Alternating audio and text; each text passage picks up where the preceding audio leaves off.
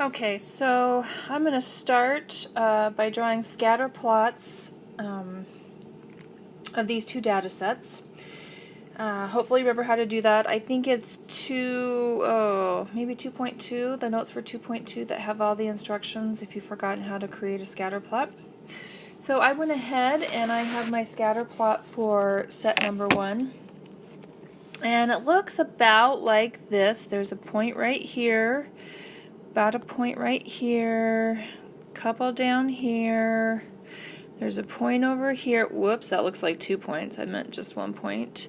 And then there's a couple of points up here. Let me do the same thing with the second set. So I already entered all my data, so it's just a matter of telling the calculator where to put it all. And don't forget that if you'll hit zoom and then zoom stat, it will put all of the data, or it'll fit the data points right on your screen. So this one looks about, I don't know why that keeps on looking like a point there, a point about here. And again, this is just a rough sketch. It's not perfect. And I just want to, look for any obvious glaring errors so I know to expect whether or not your answer should match mine or not. If you obviously have a point that's off, then I know you have a typo, and I don't want to take points off just because you entered one of the points wrong. So here's what I got here. This second one definitely, this second one definitely looks like a line, whereas the first one looks a lot more like a parabola, so the first one would be quadratic. So we want to actually find the line of best fit. So for right now, and this is important, I'm doing this second one right here. I'm finding the line of best fit because it's the one that is linear. So remember, hit your stat button, go over to calculate. For a line, we want the linear regression. Make sure you tell it the list your data is in. You can just always use list 1 and list 2 if you want.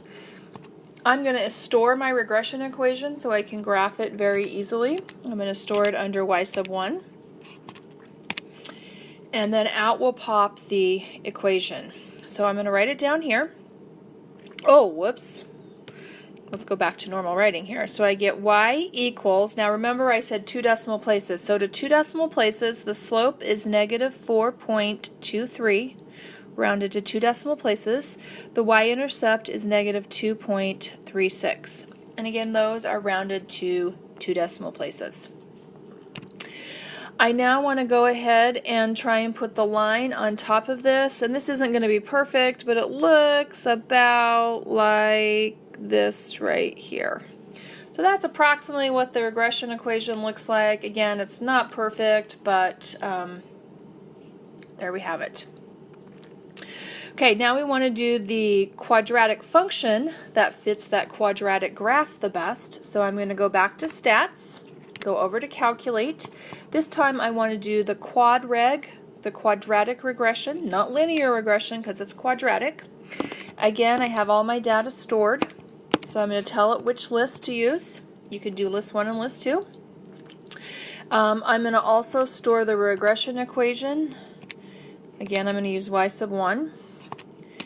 And so here's the quadratic equation I get. And again, I am rounding this, as the instructions say, to 2 decimal places. So I get 1.99 x squared plus 0.29, and that's rounded to 2 decimal places. It's actually 289, so I round up to 0.29.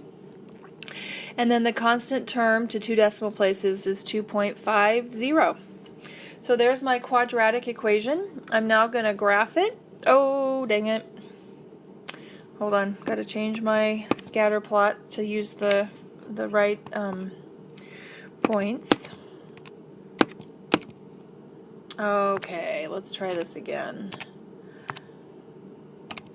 Okay, so here is what we're going to get. And it looks about, it's not going to be perfect, but it does something like this. Close enough. Again, not perfect. Okay, so there's our regression equations. For this next problem, we've seen several similar to this, But we have this line, negative 3 halves x plus 6. We have a point on that line, which is xy. One on the origin, one on the positive y-axis, etc., etc. We want to find a function for the area of the rectangle. So first of all, I'm going to start out with a generic formula. Area of a rectangle is base times height or length times width, whichever one you want to do this. Now this is what is important. It needs to be in terms of x. So let me come back to the picture. Based on the way this is labeled, this distance is x, the height is actually y. So for our rectangle, the area becomes x times y. Now that's still not quite good enough because we want a function of only x. But guess what we know about y? Y, or the point, is on the equation y equals negative 3 halves x plus 6. So all I have to do to get rid of y is replace it with negative 3 halves x, and I didn't leave myself enough space, sorry, plus 6. So if we wanted to simplify this out, so I'm going to write it, first of all, I'm going to use function notation. Area of x is negative 3 halves x squared, x squared plus 6x. So there's our area function. Now we want to find the maximum area. Notice this function has a negative number in front of x squared. So what that tells me is my parabola opens down. So if I can find that vertex, I have the point that gives us our maximum. So that's what I'm looking for right now, is the vertex. So formula for vertex, x is negative b over 2a. b happens to be 6, so we get negative 6 over 2 times negative 3 halves. Well, luckily the 2's cancel, so this becomes negative 6 over negative 3, which happens to be 2. Now we're not done. I need to get the y value as well, so I'm going to put 2 into that area function. So I get negative 3 halves times 2 squared plus 6 times 2, which becomes a negative 3 halves, 2 squared is 4, and 6 times 2 is 12. Now 2 goes into 4 twice, so it looks like negative 6 plus 12, so we come up with a 6. So the vertex here is 2, 6. Now go back and look at the function, and this is incredibly important to note. The input variable is x, the output of the function is area.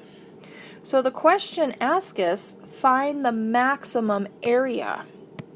So you have to reread the question to make sure you're answering it correctly. So the maximum area is going to be 6.